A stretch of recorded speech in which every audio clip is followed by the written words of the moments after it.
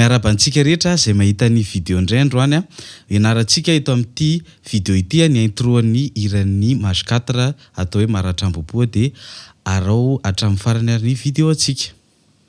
Tonalité rely izy dia ataontsika eto zany ny tanantsika hoe zany hoe natombotsika relatif zany izy. Na ianao manao si mineur 7 eto na ianao manao si mineur ohatr'izao na ohatr'izao zany na ohatr'izao. Tsy maninona dia ty manko le accent le phrase sika hoe ito amin'ny fanaovana an'ito eto amin'le troisième case deuxième corde atao pull off dia avy eo miverina amin'ny tendreto zany hoe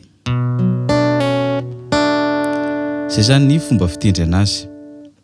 Dia manarak'izay fomba fitendry azy atao main droite dia 5 4 dia miaraka amin'ny tendrony 3 sy 2 dia avy eo stomma dia avy eo averina zany hoe vita zay dia manao la ahoana fanaovana an'izay la sixième le atao eto zany hoe tsindriana daholo ka hatrany amin'ny première corde. Atao ohatr'izao le tanana raha vao ataonao ohatr'izao le tananao manao an'le la fataontsika iny dia tsy mivoaka le izy. Lasarintsika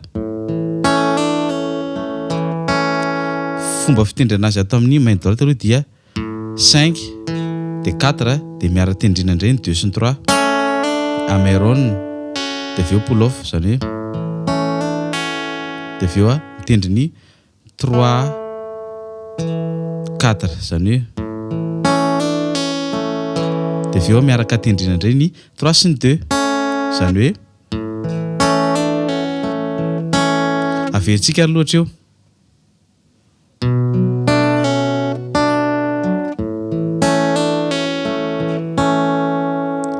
Vita zay dia manao mi mineur tsika.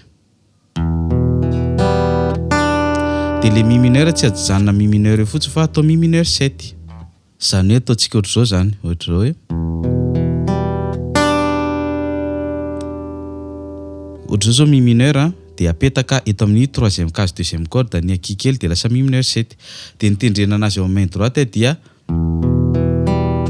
zany hoe 6 5 4 3 dia 2 dia le 2 afaka atambatra amin'ny 3 ihany zany hoe atambatsika loatra eo.